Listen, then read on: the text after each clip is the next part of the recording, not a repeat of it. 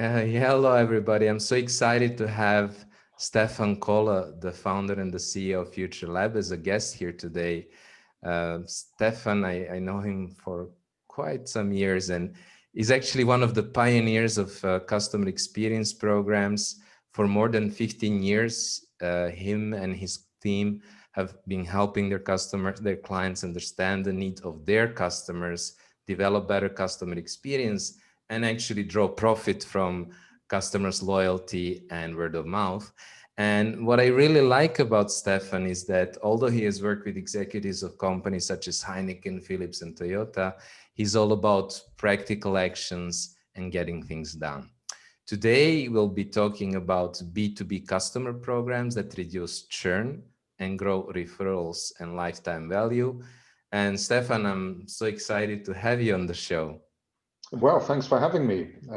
As you said, we've been knowing each other for a couple of years. We worked together for a couple of years as well, and yeah, I'm really happy to have a chance to have this conversation.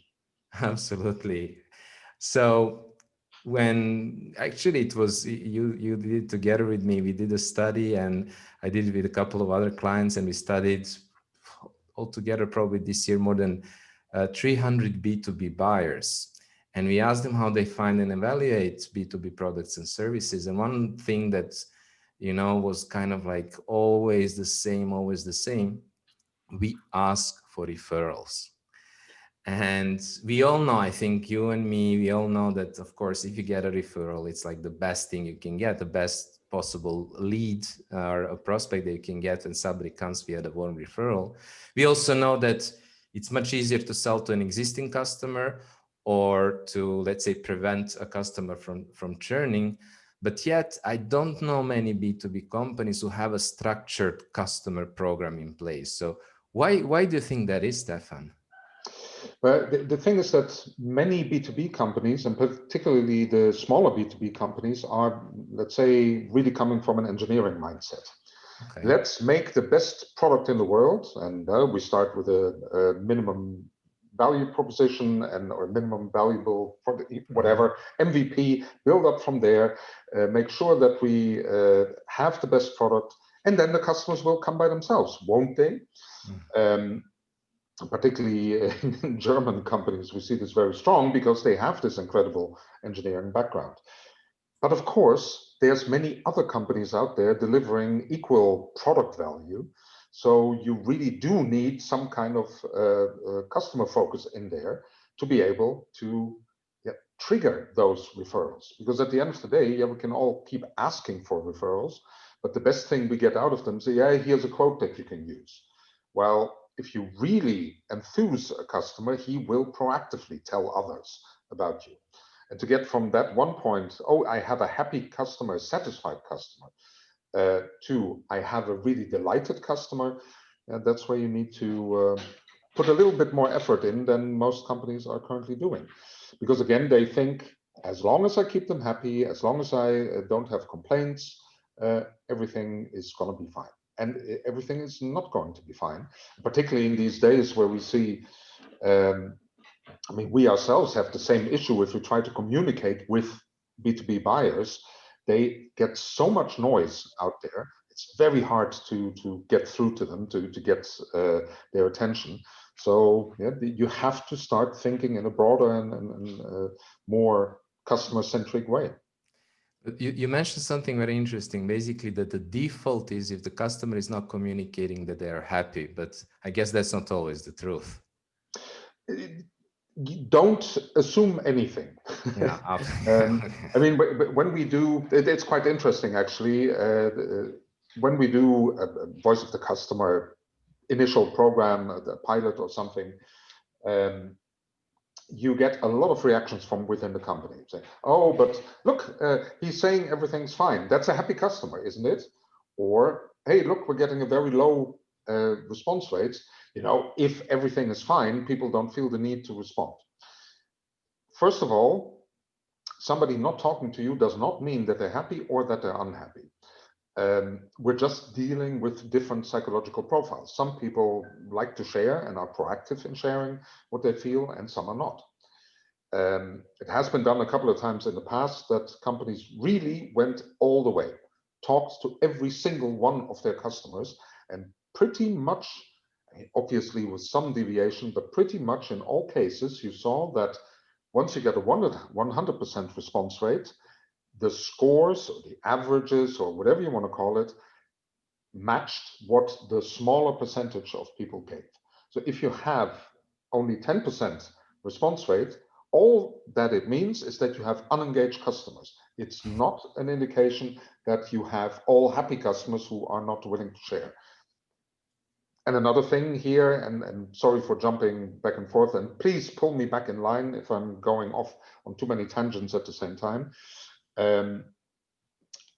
We often hear, oh, but we're B2B, it's all rational, people don't do recommendations, people don't give emotional scores. The absolute opposite is true.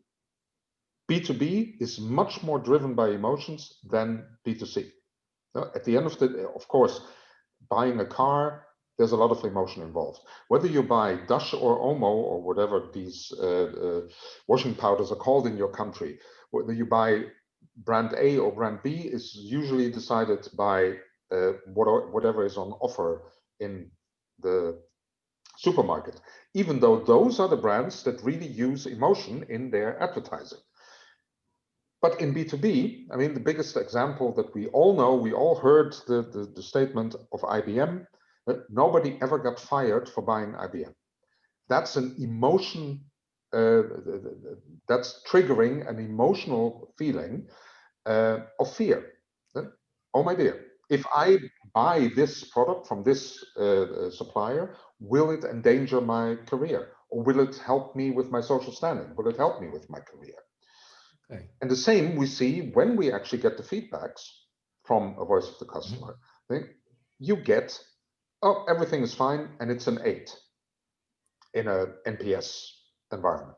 And for those who don't know, in NPS, when we use that, which is just in very specific cases, otherwise you use other metrics, but in NPS, a 0 to a 6 is a detractor, somebody who's really unhappy, who's about to leave you. A 7 or an 8 is a passive, somebody who's generally okay, but might leave you as well. Only the 9s and 10s are truly happy. And every time we do it, we get the, oh, but look at all these 8s. Aren't they really kind of hidden promoters? No, they're not.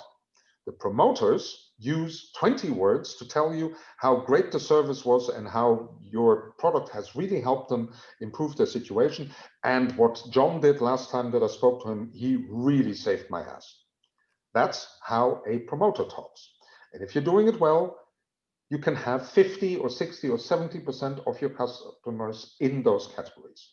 And that doesn't change whether you're in Germany, where they think that everybody has a different standard, or in France, where they call themselves grumpy, or in Scandinavia, where they call themselves too rational.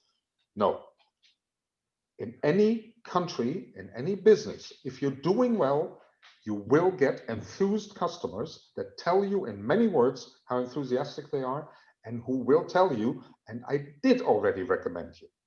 Okay, so basically in our surveys or interviews or conversations with our customers, actually we should strive for getting enthusiastic, yes, kind of recommendations, and not be happy with, let's say, 8s if you do an NPS, or just neutral responses. Thinking, because I can recognize that, I think a lot of people would tell me, I mean, most of my Belgian clients, I think would tell me like, no, but it is in our culture that we would never really, show emotions in that way. That would be more conservative in the way that we talk. But what your experience basically is that, no, that's not true.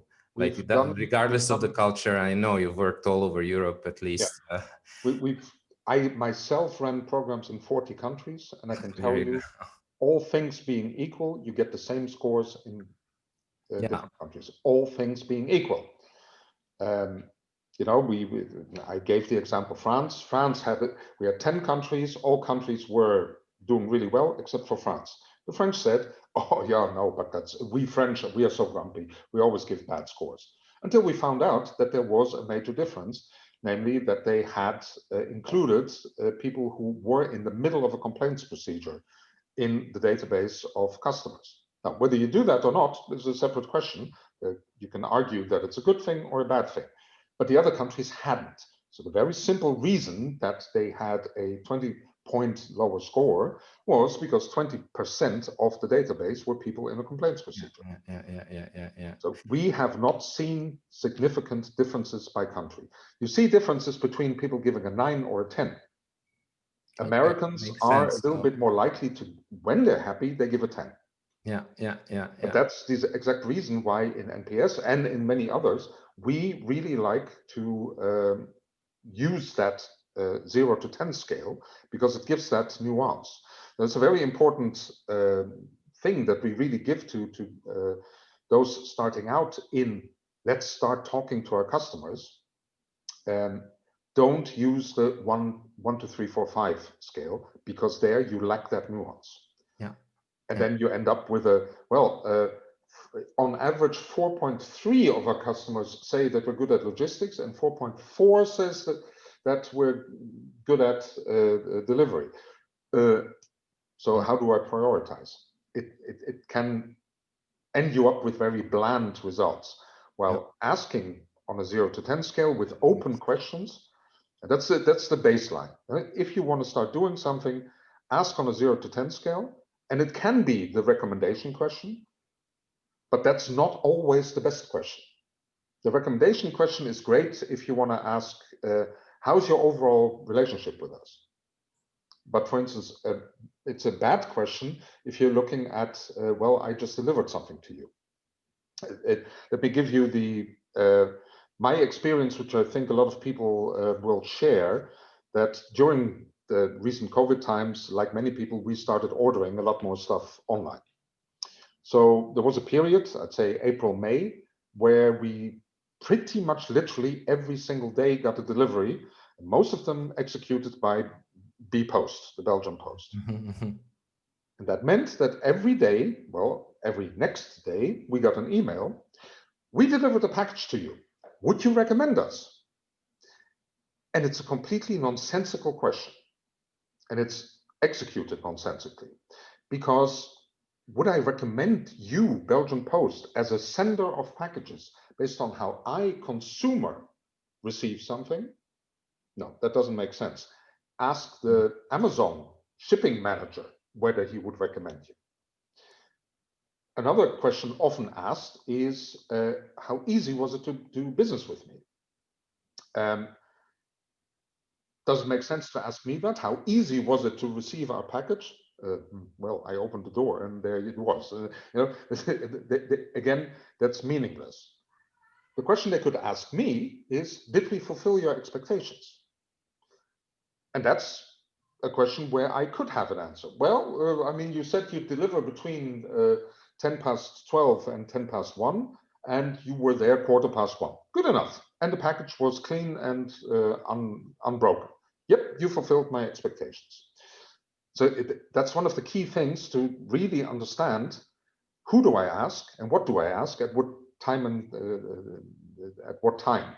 And in the B2B, if you try to translate, I was thinking about that a lot. So if you try to translate to B2B, and I'm also thinking you're talking a lot about stuff like NPS and surveys, but I assume, of course, if you're in B2B and you have in your portfolio whatever dozens of clients, doesn't it also make sense to go there, talk to them, interview them on the phone, etc.? Absolutely. Let's be clear. First of all, why do we like NPS as such? Because the question is really good.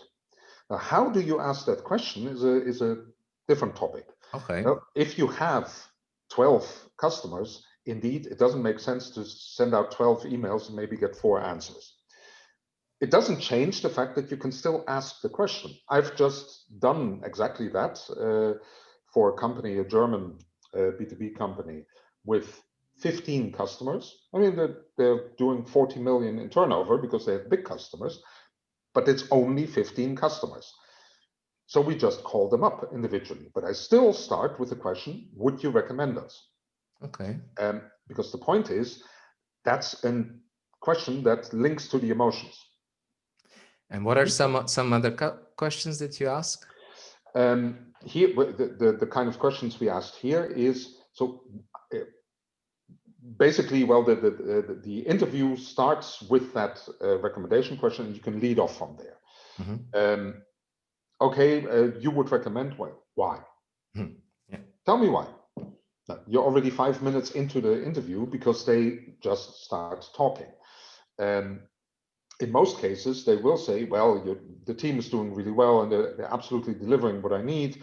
And you know what, we're really having fun together and I can always rely on you. Okay, great, wonderful. So we're the best in the world. Now tell me, what you gave me a 9.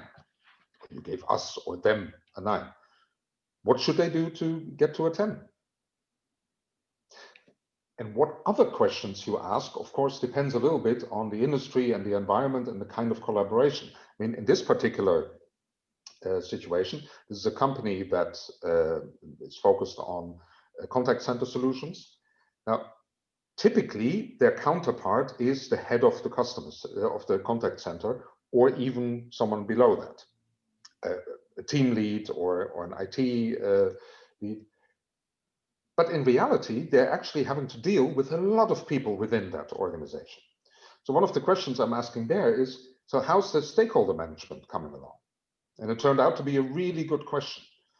I know that they're good for you, they're good for your team, but how are they supporting you in dealing with higher up in the organization? So you have to go to the board. I mean, we're talking clients like Deutsche Telekom and that size organizations. You have to go to the board every year and defend that 5 or 10 million budget. Are they supporting you in that? Well, they're not always hitting the right tone there. So that's one example of a question. But this whole stakeholder management is, of course, a key element in B2B.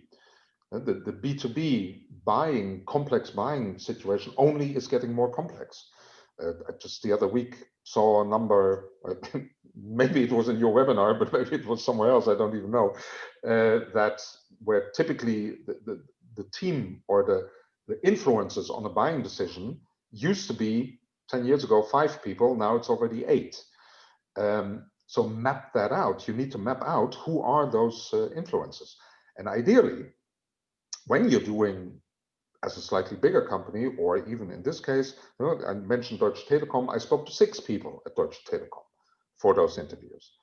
And if you have 100 customers, try to get 5 to 10 contacts at each of those companies, because mapping out the feedback you get from the different stakeholder levels or different types of stakeholders can be extremely valuable. We did it for a major steel company, 12 billion in turnover. And we found out, I could have predicted that, but they didn't believe me, so we had to show it, that their salespeople had a limited view on the company that they were dealing with. And it's a very, very typical B2B problem. You have great salespeople. This is not an indictment of the salespeople, but it's impossible, or it's part of their nature and part of their role. They have a great relationship with someone at that company. And in the case of the steel company, you know, the typical account size is 50 to 100 million. So they wine and dine these people, and they have a great relationship, and they're doing fantastic, and it brings a lot of business. But they cannot have the same level of relationship with the 5, 6 other relevant stakeholders in that company. And we saw that the heads of purchasing were all very happy, but the purchasing managers who had to deal with the day-to-day were not happy, because they were dealing with an antiquated administration system. So the chance that by the time they reach the next step, the time that they become the purchasing manager, they're suddenly not so likely to maintain the relationship. The production managers were unhappy because the quality wasn't always there. So again, without and this is a manner of packaging it, you know, this is, hey, dear salespeople, this is not against you, this is to help you. This is to help you sell more by giving you a better total view, total account view, that you, due to the time that you have, etc., can never develop. But we have to have that broader view, because otherwise you will lose these customers in the long run. You just mentioned something interesting. So if I understand well, so the first thing, of course, you need to do, you need to talk to as many of your customers as possible. And if you're in B2B with high value accounts, you basically make sure to talk to them all. Because like you mentioned, the 12 accounts being worth 40 mil, of course, you don't want to send them out an email and then get back 3 answers or something like that. But the next thing you said also is that you want, of course, to have the view of all the different stakeholders, all the members of the buying committee, because they will obviously impact, you know, how much you can sell and whether they will churn at the end and things like that. So this is clear in terms of what kind of information you need to collect and you know, who to collect it from. But what I'm actually interested now to hear from you is, what do you do with the information? So you mentioned you communicate in this case to salespeople, but what do you typically do with the information that you collect from your interviews or calls or even surveys? We, like any good consultant, we devised a little model. So over the years, I found that the breakdowns were always at the same spots. At the beginning is, okay, the who, what, how, when, of the questions that I send out. We already discussed that. But then it's all about action. And from MPS terminology, we have the closing of the loop. Mm-hmm. And I apply that liberally to any kind of customer feedback that I get, whether it's NPS based or not. I must close the loop. I must close the loop. I must close the loop. And in case I forget to mention it, I must close the loop. And I must close it in every possible way. I need to go back to every individual customer that has told me something and tell him what I'm doing with that information or what I did with that information. Okay. Even if it's I'm not doing anything with it, then still tell them, thank you for your feedback. Now, for reasons X, Y, and Z, we cannot actually change that, but we'll keep it in the back of our minds. Because the simple fact that they hear something back is already crucial. We've seen it in one of our customers, Sonepar in Germany, where a lot of the feedback in the later years, in years 3, 4, 5 of the program, was, hey, you actually listened to me. Therefore, I now give you a 9, where I gave you a 7 last year. Okay. That's simple. Now, secondly, that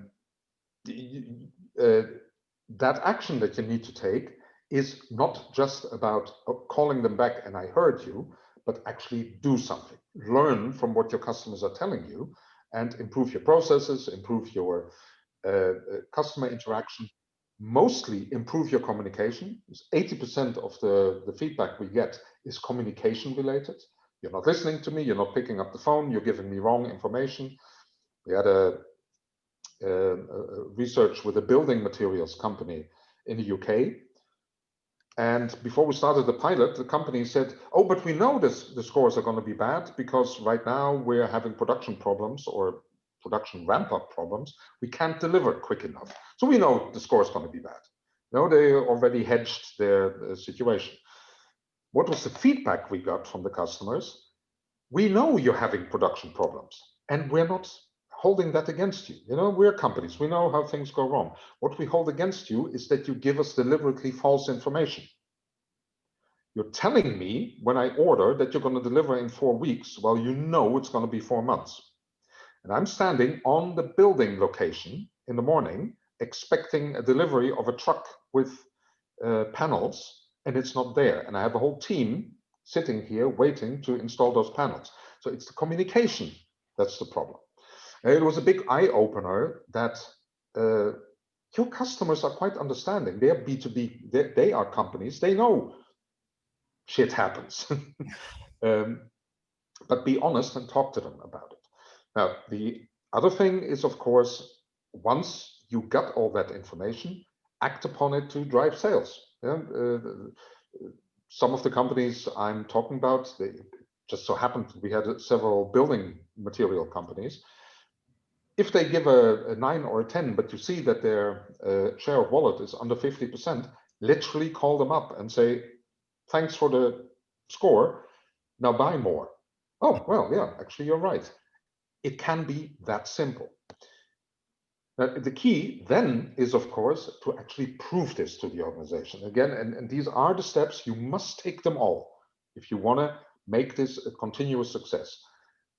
Save them, create the value by closing the loop and making the customer happier, by driving sales, by reducing operational costs, for instance, by happier customers are less of an impact on your service infrastructure.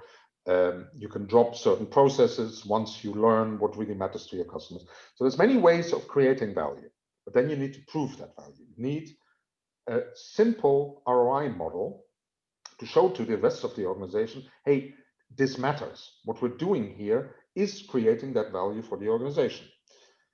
And you need an ROI model also to be able to prioritize your activities.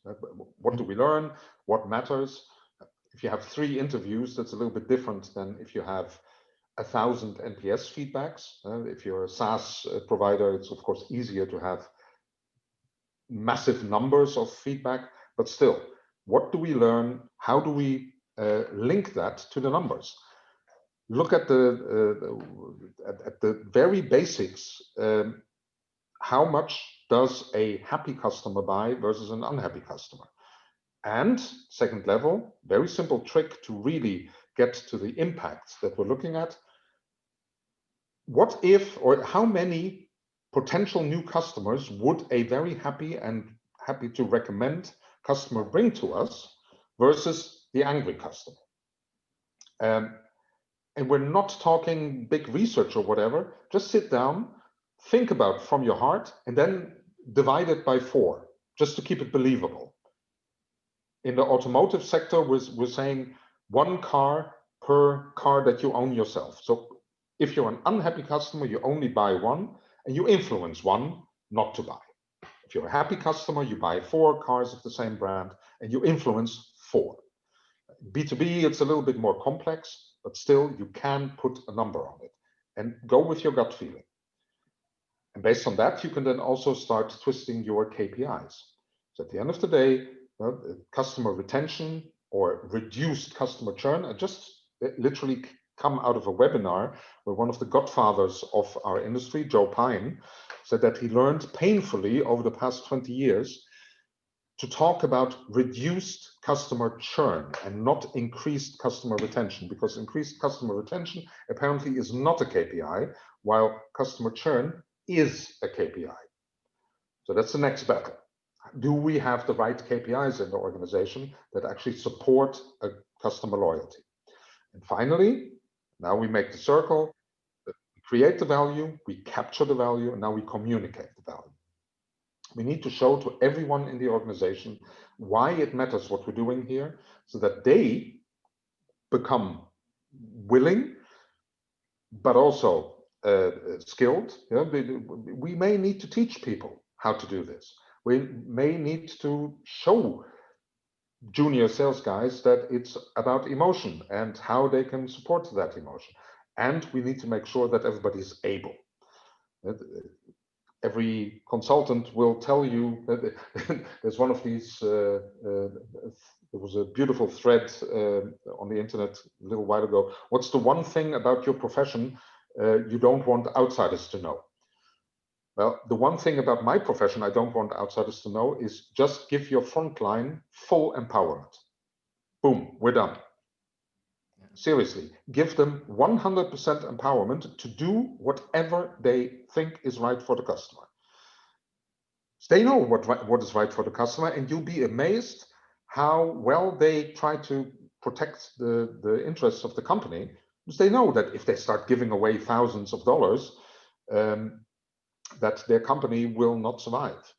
Of course, you have the occasional bad apple, but for instance, Hyatt, the company, they introduced that already, I think, 10 years ago. And they said that over the years, they maybe had 4 or 5 cases out of thousands, if not 10,000s of employees who really abused the system. But their frontline employees know, this is the customer I'm going to give a free night in the hotel to. This is the customer I'm going to give a free bottle of wine. And any frontline employee can do that. And so that is my biggest tip, empower your frontline. So if you are in B2B and you are, the first thing, of course, you need to do, you need to collect the information, you need to listen to your customers, you need to talk to them and call them up, etc. Once you have that information, you need to act upon it. You need to, at least communicate back to the customer, say, hey, you know, we heard you, we are doing something about it, or And communicate internally. That was the part of closing the loop that I forgot. Similarly, internally, you have to let everyone in the company know, okay. this is what we heard, and this is what we're doing about it. Okay. So you want to make sure that everybody is aware of that, but also because, of course, closing the loop in B2B, and maybe even while you're doing the interview, you may actually spot an opportunity to prevent churn. Exactly. Or to even maybe upsell some services. Maybe they weren't aware of some of the new things that you have, etc. And just make sure that the closing of the loop is done by somebody else than, let's say, the original account manager or whatever. The interview and the closing of the loop should be done by somebody else, so that that existing relationship doesn't get in the way. Okay, so you would recommend, so what would you recommend in a company, let's say with the usual structure that has, you know, the sales and the marketing team, the executive team, and let's say in a technical company, you may have, you know, let's say operations in general, who would then be usually the person to do this, to take this up? If you're relatively small, it should be the CEO doing it. If you're one step bigger, it might be the head of sales, who normally doesn't have direct customer contact anymore. It should be someone who has the necessary empathy, but also the necessary clout, the empowerment to solve things on the spot if necessary. Yeah, makes sense. So you would actually, let's say a smaller or medium-sized company that may not have several layers of structure, still the founder to actually go there and do those interviews and do those. And how regularly should companies do them? Now, that's a little bit more complex question. It depends on the industry and the type of services that you deliver, etc. In a broader sense, we typically say every 6 months you should have some form of interaction. On the side, that's about, let's say, the relationship, the interview.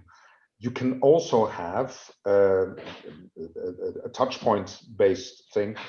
In the building company, you know, every time that there's an order or there's a delivery, you can ask the question, so how easy was it to make the order? Did we fulfill your expectations on the delivery? Now, if that's a weekly thing, you don't want to annoy them with a weekly email, but that's something that you might do every 2 or 3 months. If you do it as a very short pointed question, because that's more of a measurement thing you're doing there. Okay, is our online ordering process okay, or are our logistics okay, or whatever? So it makes sense. So basically having once every 6 or so months, having a more in-depth conversation, and then trying around various touch points, and unless that's too frequent, to have a kind of punctual feedback on the experience. And it all comes back to, at the starting point, you need to sit down again. Who do we want to ask? What do we want to ask? When do we ask it? And how do we ask it? Okay, yeah, that makes sense. That's a little mapping you get there. What are the different stakeholders? What's our customer journey? Where does it make sense to have an overall question? Where does it make sense to have a pointed question? In the company I mentioned earlier, the German services company, it doesn't make sense to have a touch point constantly. No, they have big projects that run for 2 years. So every 6 months you have the overall, and at the end of the project you have your touch point. But you don't need to do that every month. So there's no one size fits all here. It's really about sitting down and just use your, obviously, hire a consultant, but you get pretty far with using your common sense. Okay, and another thing that you said, it's very important, is, okay, you've collected the feedback, you've done something with that, maybe immediately while talking to the customer, or somebody else had the opportunity to go back and talk to them. But what you said also, it's very important, is to communicate that internally in your team. and also to look, did I understand that well, to look for ways in which you will actually transform your organization into a better customer, let's say, service or a better customer experience, which is the ultimate way of basically closing the loop, right? Yeah, in that technical term, closing of the loop, there's the tactical and the strategic loop. The tactical is getting back to the individual who gave you feedback. The strategic is, what am I learning as an organization about what we can do better? Okay. And you said that to kind of get the excitement, get the engagement of people, and if it's not the, let's say, the top person who is doing those, to get their buy-in, having an ROI model, making it clear what the impact of this is, of improving the customer experience, for example, with things like, you know, how much churn do we prevent, how much referrals do we get, and what would that mean for us in terms of revenue, building a very simple model to show the value also to the rest of the organization and the, let's say, the sponsors. Absolutely. And if you're communicating, use the right balance between these numbers. You got to have the numbers to convince them in their head, but you also want to convince them in their heart. Okay. So send out, use actual quotes of customers. And we tend to focus on the positive ones because that works better. Every customer will, what John did was brilliant. Martin saved my life. Tell Martin, you did a fantastic job for this customer, keep it going, and share it with the rest of the organization, because nothing works more inspiring than success. Yeah, absolutely. Makes sense. And you mentioned also that you mentioned that the right KPIs to track. You mentioned churn. You mentioned what are the real metrics that you would recommend people track in B2B? At the end of the day, I mean, churn, loyalty is probably the most important one. The danger with KPIs is that typically they carry a lot of potential for unintended consequences. The moment you put a KPI in place, it means that people's careers are driven by that number, and intentionally or unintentionally, they can start gaming that number, which is, for instance, why we are extremely against using NPS or any of those other voice of the customer things as a standalone KPI. So the moment you say, okay, you have a KPI of 30 this year, and next year it needs to be 40, you start getting the conversation, oh, but look at this 8. Isn't that actually a 9? Because he's actually using very positive words. You don't want that conversation because it detracts from the real thing that you want, which is focus on improving the actual experience of customers. So again, it depends a little bit on your industry, etc. But have a look at everything on the table, ask your frontline in how far your current KPIs are helping them to deliver a great service to the customer. And if they're not, scrap them.